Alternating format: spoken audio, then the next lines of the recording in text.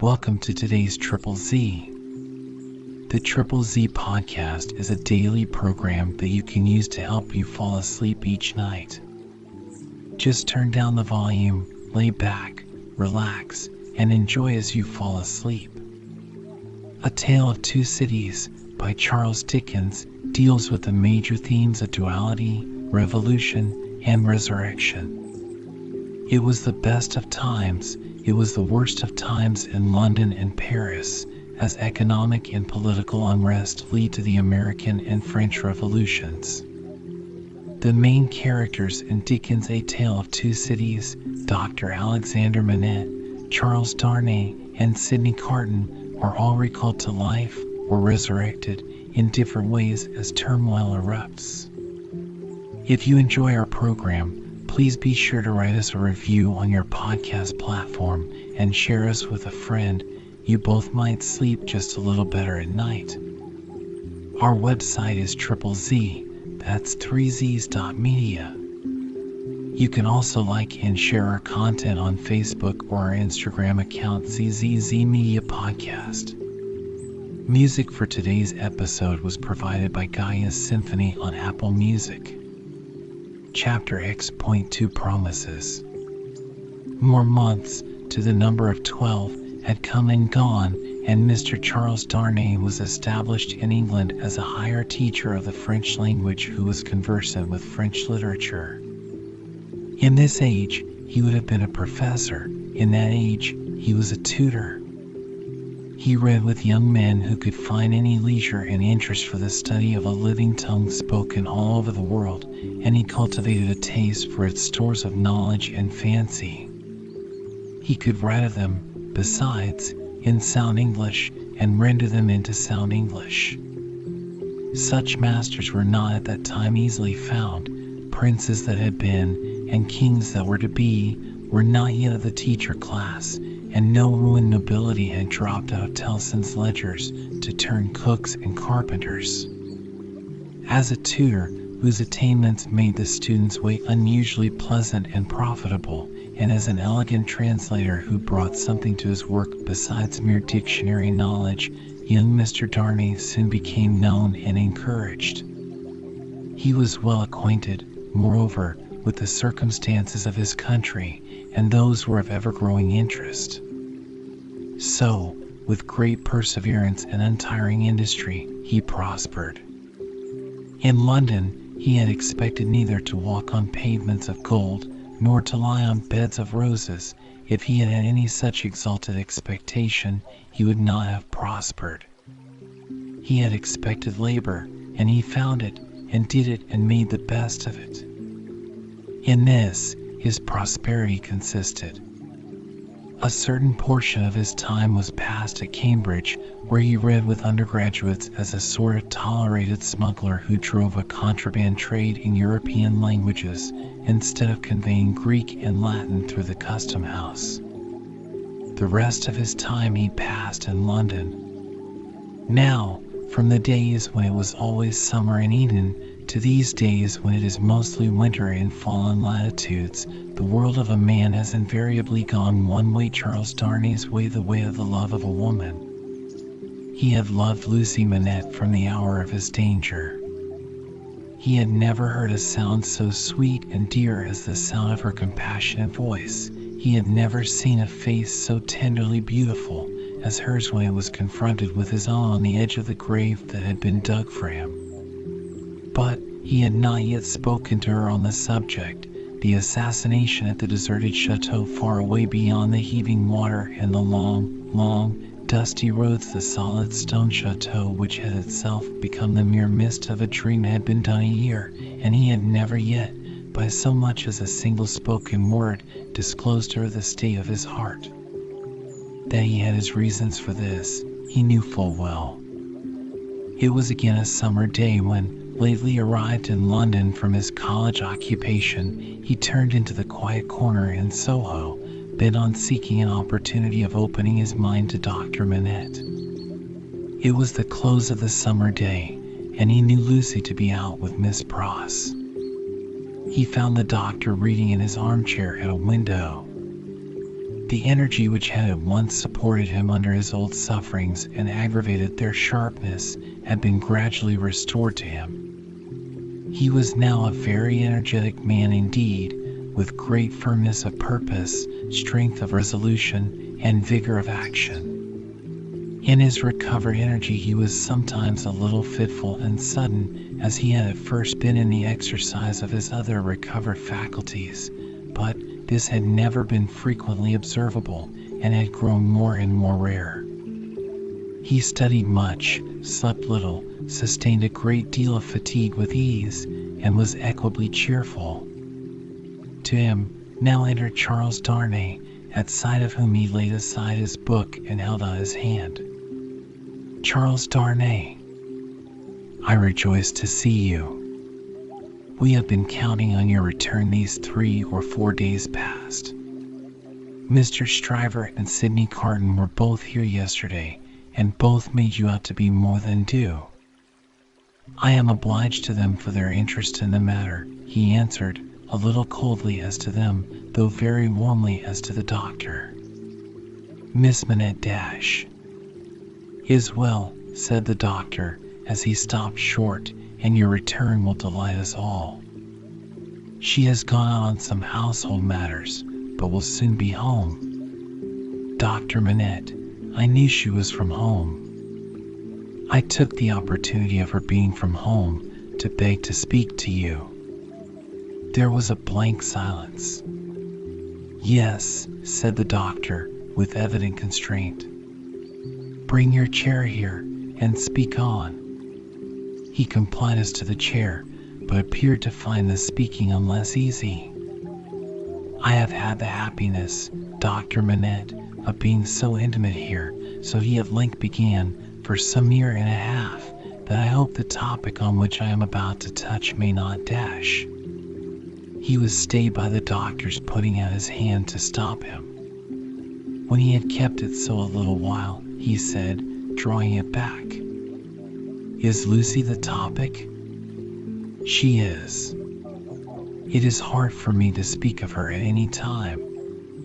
It is very hard for me to hear her spoken of in that tone of yours, Charles Darnay. It is a tone of fervent admiration, true homage, and deep love, Dr. Manette, he said deferentially. There was another blank silence before her father rejoined. I believe it. I do you justice, I believe it. His constraint was so manifest, and it was so manifest, too, that it originated in an unwillingness to approach the subject, that Charles Darnay hesitated. Shall I go on, sir? Another blank. Yes, go on. You anticipate what I would say, though you cannot know how earnestly I say it, how earnestly I feel it, without knowing my secret heart, and the hopes and fears and anxieties with which it has long been laden. Dear Dr. Manette, I love your daughter fondly, dearly, disinterestedly, devotedly. If ever there were love in the world, I love her. You have loved yourself. Let your old love speak for me. The doctor sat with his face turned away and his eyes bent on the ground. At the last words, he stretched out his hand again, hurriedly, and cried, Not that, sir. Let that be. I adjure you, do not recall that. His cry was so like a cry of actual pain that it rang in Charles Darnay's ears long after he had ceased. He motioned with the hand he had extended, and it seemed to be an appeal to Darnay to pause. The latter so received it, and remained silent. I ask your pardon, said the doctor, in a subdued tone, after some moments. I do not doubt your loving Lucy, you may be satisfied of it. He turned towards him in his chair, but did not look at him or raise his eyes. His chin dropped upon his hand, and his white hair overshadowed his face. Have you spoken to Lucy? No. Nor written? Never. It would be ungenerous to affect not to know that your self-denial is to be referred to your consideration for her father. Her father thanks you. He offered his hand, but his eyes did not go with it. I know, said Darnay respectfully. How can I fail to know, Dr. Manette, I who have seen you together from day to day, that between you and Miss Manette there is an affection so unusual, so touching, so belonging to the circumstances in which it has been nurtured, that it can have few parallels, even in the tenderness between a father and child. I know, Dr. Manette, how can I fail to know that, mingled with the affection and duty of a daughter who has become a woman, there is, in her heart, towards you, all the love and reliance of infancy itself. I know that, as in her childhood she had no parent, so she is now devoted to you with all the constancy and fervor of her present years and character, united to the trustfulness and attachment of the early days in which you were lost to her. I know perfectly well that if you had been restored to her from the world beyond this life, you could hardly be invested, in her sight, with a more sacred character than that in which you are always with her. I know that when she is clinging to you, the hands of baby, girl, and woman, all in one, are round your neck. I know that in loving you she sees and loves her mother at her own age, sees and loves you at my age, loves her mother broken-hearted, loves you through your dreadful trial and in your blessed restoration. I have known this, night and day, since I have known you in your home. Her father sat silent, with his face bent down. His breathing was a little quickened, but he repressed all other signs of agitation. Dear Dr. Manette, always knowing this, always seeing her and you with this hallowed light about you, I have forborne and forborne as long as it was in the nature of man to do it. I have felt, and do even now feel, that to bring my love, even mine, between you is to touch your history with something not quite so good as itself. But I love her. Heaven is my witness that I love her. I believe it, answered her father, mournfully. I have thought so before now. I believe it. But do not believe, said Darnay, upon whose ear the mournful voice struck with a reproachful sound, that if my fortune were so cast as that, being one day so happy as to make her my wife, I must at any time put any separation between her and you, I could or would breathe a word of what I now say. Besides that I should know it to be hopeless, I should know it to be a baseness. If I had any such possibility, even at a remote distance of years, harbored in my thoughts, and hidden in my heart, if it ever had been there, if it ever could be there, I could not now touch this honored hand. He laid his own upon it as he spoke. No, dear Dr. Manette. Like you, a voluntary exile from France, like you, driven from it by its distractions, oppressions, and miseries, like you, striving to live away from it by my own exertions, and trusting in a happier future, I look only to sharing your fortunes, sharing your life and home, and being faithful to you to the death. Not to divide with Lucy her privilege as your child, companion, and friend, but to come in aid of it, and bind her closer to you, if such a thing can be. His touch still lingered on her father's hand. Answering the touch for a moment, but not coldly, her father rested his hands upon the arms of his chair and looked up for the first time since the beginning of the conference. A struggle was evidently in his face, a struggle with that occasional look which had a tendency in it to dark doubt and dread. You speak so feelingly and so manfully, Charles Darnay, that I thank you with all my heart, and will open all my heart, or nearly so. Have you any reason to believe that Lucy loves you? None. As yet, none. Is it the immediate object of this confidence that you may at once ascertain that, with my knowledge? Not even so. I might not have the hopefulness to do it for weeks. I might, mistaken or not mistaken, have that hopefulness tomorrow. Do you seek any guidance from me? I ask none, sir. But I have thought it possible that you might have it in your power, if you should deem it right, to give me some. Do you seek any promise from me? I do seek that. What is it? I well understand that, without you, I could have no hope. I well understand that, even if Miss Manette held me at this moment in her innocent heart, do not think I have the presumption to assume so much I could retain no place in it against her love for her father. If that be so, do you see what, on the other hand, is involved in it? I understand equally well that a word from her father in any suitor's favor would outweigh herself and all the world. For which reason, Dr. Manette, said Darnay, modestly but firmly, I would not ask that word to save my life. I am sure of it. Charles Darnay, mysteries arise out of close love, as well as out of wide division. In the former case, they are subtle and delicate and difficult to penetrate. My daughter Lucy is, in this one respect, such a mystery to me, I can make no guess at the state of her heart. May I ask, sir, if you think she is dash as he hesitated, her father supplied the rest. Is sought by any other suitor? It is what I meant to say. Her father considered a little before he answered. You have seen Mr. Carton here, yourself. Mr. Stryver is here too, occasionally. If it be at all, it can only be by one of these. Or both, said Darnay. I had not thought of both. I should not think either likely. You want a promise from me.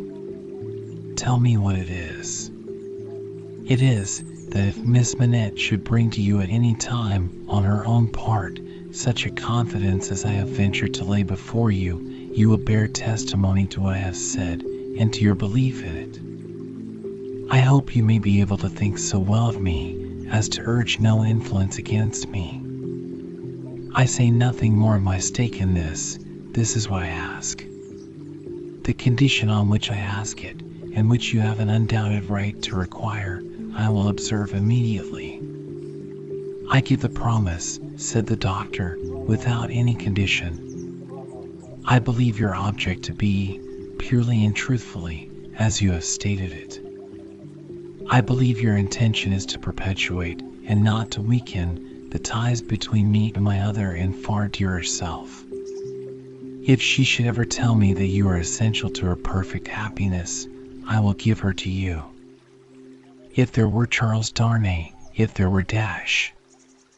The young man had taken his hand gratefully. Their hands were joined as the doctor spoke. Any fancies, any reasons, any apprehensions, anything whatsoever, new or old, against the man she really loved, the direct responsibility thereof not lying on his head, they should all be obliterated for her sake. She is everything to me, more to me than suffering, more to me than wrong, more to me well. This is idle talk. So strange was the way in which he faded into silence, and so strange his fixed look when he had ceased to speak, that Darnay felt his own hand turn cold in the hand that slowly released and dropped it. You said something to me, said Dr. Manette, breaking into a smile. What was it you said to me? He was at a loss how to answer, until he remembered having spoken of a condition. Relieved as his mind reverted to that, he answered, Your confidence in me ought to be returned with full confidence on my part. My present name, though but slightly changed from my mother's, is not, as you will remember, my own. I wish to tell you what that is, and why I am in England. Stop, said the doctor of Beauvais. I wish it, that I may the better deserve your confidence and have no secret from you. Stop. For an instant, the doctor even had his two hands at his ears, for another instant, even as his two hands lay on Darnay's lips. Tell me when I ask you, not now. If your suit should prosper, if Lucy should love you, you shall tell me on your marriage morning. Do you promise? Willingly. Give me your hand. She will be home directly, and it is better she should not see us together tonight. Go. God bless you. It was dark when Charles Darnay left him, and it was an hour later and darker when Lucy came home. She hurried into the room alone, for Miss Pross had gone straight upstairs and was surprised to find his reading chair empty. My father, she called to him. Father dear. Nothing was said in answer, but she heard a low hammering sound in his bedroom. Passing lightly across the intermediate room, she looked in at his door and came running back frightened, crying to herself, with her blood all chilled, "What shall I do? What shall I do?" Her uncertainty lasted but a moment. She hurried back and tapped at his door and softly called to him. The noise ceased at the sound of her voice, and he presently came out to her, and they walked up and down together for a long time. She came down from her bed to look at him in his sleep that night. He slept heavily, and his tray of shoemaking tools and his old unfinished work were all as usual. Chapter 11. Companion picture. Sidney, said Mr. Stryver on that self-same night or morning to his jackal, mix another bowl of punch. I have something to say to you. Sidney had been working double tides that night, and the night before, and the night before that, and a good many nights in succession, making a grand clearance among Mr. Stryver's papers before the setting of the long vacation. The clearance was effected at last. The Stryver arrears were handsomely fetched up. Everything was got rid of until November should come with its fogs atmospheric and fogs legal, and bring grist to the mill again. Sidney was none the livelier and none the soberer for so much application. It had taken a deal of extra wit telling to pull him through the night.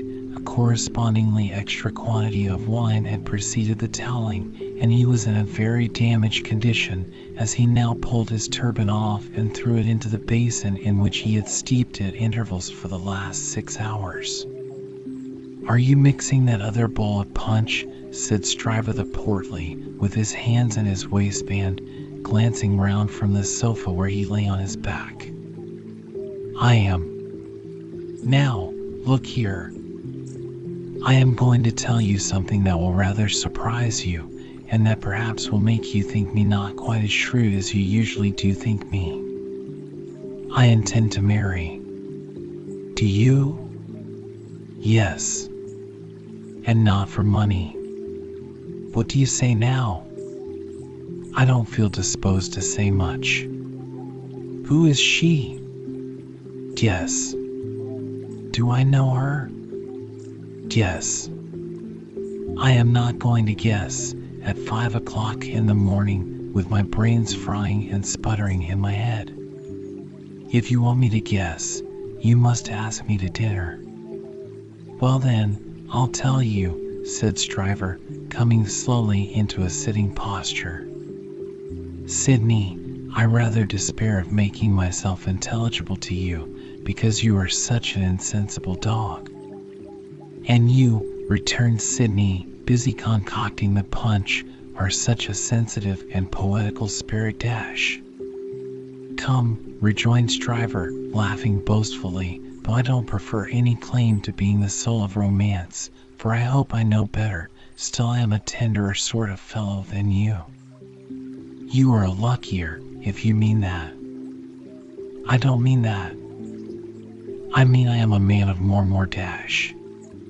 Say gallantry, while you are about it, suggested Carton. Well, I'll say gallantry. My meaning is that I am a man, said Stryver, inflating himself at his friend as he made the punch, who cares more to be agreeable, who takes more pains to be agreeable, who knows better how to be agreeable in a woman's society than you do. Go on, said Sydney Carton. No, but before I go on, said Stryver, shaking his head in his bullying way, I'll have this out with you. You've been at Dr. Manette's house as much as I have, or more than I have. Why, I have been ashamed of your moroseness there. Your manners have been of that silent and sullen and hangdog kind that, upon my life and soul, I have been ashamed of you, Sydney. It should be very beneficial to a man in your practice at the bar to be ashamed of anything, returned Sydney. You ought to be much obliged to me. You shall not get off in that way, rejoined Stryver, shouldering the rejoinder at him. No, Sydney, it's my duty to tell you, and I tell you to your face to do you good, that you are a devilish ill-conditioned fellow in that sort of society. You are a disagreeable fellow. Sydney drank a bumper of the punch he had made and laughed. Look at me, said Stryver, squaring himself. I have less need to make myself agreeable than you have, being more independent in circumstances. Why do I do it? I never saw you do it yet, muttered Carton. I do it because it's politic. I do it on principle. And look at me.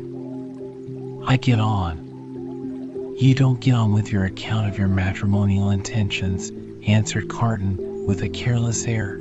I wish you would keep to that. As to me, will you never understand that I am incorrigible? He asked the question with some appearance of scorn. You have no business to be incorrigible, was his friend's answer, delivered in no very soothing tone. I have no business to be, at all, that I know of, said Sydney Carton. Who is the lady? Now, don't let my announcement of the name make you uncomfortable, Sydney, said Mr. Stryver, preparing him with ostentatious friendliness for the disclosure he was about to make, because I know you don't mean half you say, and if you meant it all, it would be of no importance.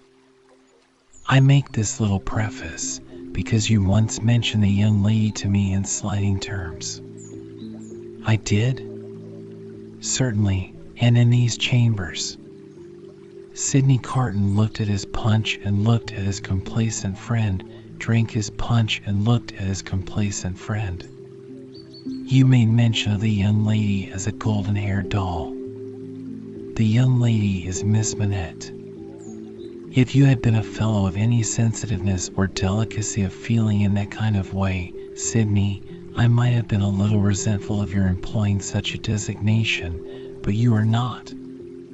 You want that sense altogether, therefore I am no more annoyed when I think of the expression than I should be annoyed by a man's opinion of a picture of mine who had no eye for pictures, or of a piece of music of mine who had no ear for music.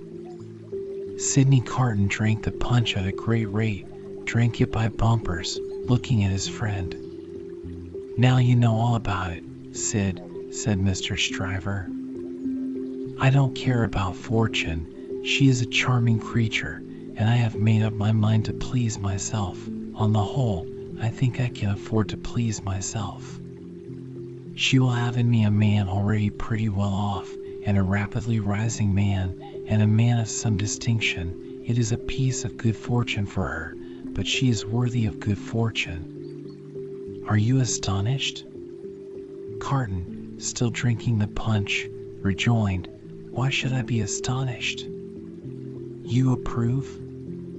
Carton, still drinking the punch, rejoined, Why should I not approve? Well, said his friend Stryver, you take it more easily than I fancied you would, and are less mercenary on my behalf than I thought you would be, though, to be sure, you know well enough by this time that your ancient chum is a man of a pretty strong will. Yes, Sydney, I have had enough of this style of life, with no other as a change from it. I feel that it is a pleasant thing for a man to have a home when he feels inclined to go to it. When he doesn't, he can stay away, and I feel that Miss Manette will tell well in any station, and will always do me credit. So I have made up my mind. And now, Sydney, old boy, I want to say a word to you about your prospects. You are in a bad way. You know, you really are in a bad way. You don't know the value of money. You live hard. You'll knock up one of these days and be ill and poor. You really ought to think about a nurse. The prosperous patronage with which he said it made him look twice as big as he was and 4 times as offensive. Now, let me recommend you, pursued Stryver, to look it in the face. I have looked it in the face, in my different way. Look it in the face, you, in your different way. Marry. Provide somebody to take care of you. Never mind you're having no enjoyment of women's society, nor understanding of it, nor tact for it. Find out some respectable woman with a little property, somebody in the landlady way or lodging letting way, and marry her against a rainy day. That's the kind of thing for you. Now think of it, Sydney. I'll think of it, said Sydney.